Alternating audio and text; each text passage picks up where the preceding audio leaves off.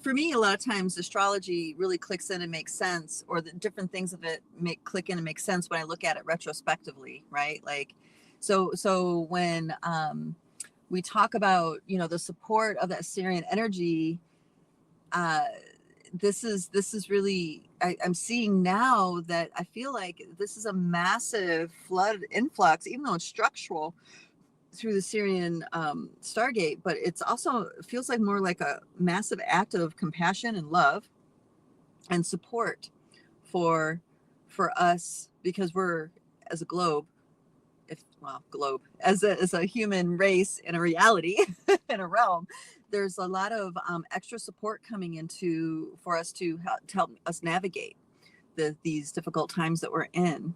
When I say difficult, it could be personal, but really globally, there's a big, I want to say, fear factor going on because of the global drama that's happening. Are you getting a sense of this now when we look at it retrospectively? Oh, yes, for sure. I know there's a fear factor, and I think that's because astrologically or energetically, we've been programmed to think of it as a fear factor. But having the astrological insight and some of my metaphysical background, I know that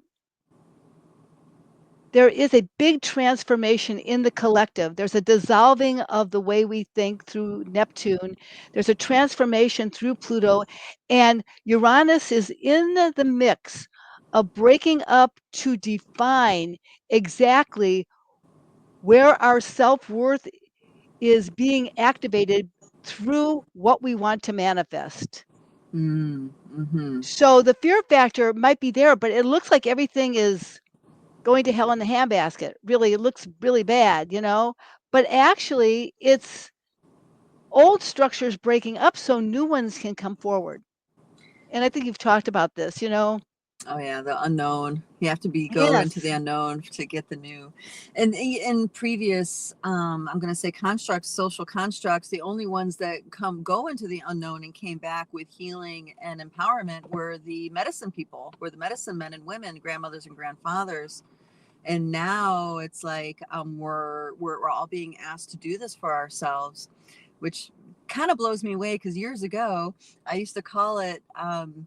Based on a comment that Barbara Hancock made a long time ago. So I used to go to Lilydale a lot to train with her, and she called this which it was something. It was a global shamanic paradigm, the onset of a global shamanic paradigm. Wow. Yeah. Yeah, and you might hear that and be like, "How's that?" You know, all the muggles are asleep, or you know what I mean? People are locked in, or and all that. But it's like what you're describing. It's like the energy we're all collectively asked to, or have no choice to navigate, is exactly that: waking up to the capacity of going into the unknown and coming back with empowerment and healing, and I want to say miraculous transformation.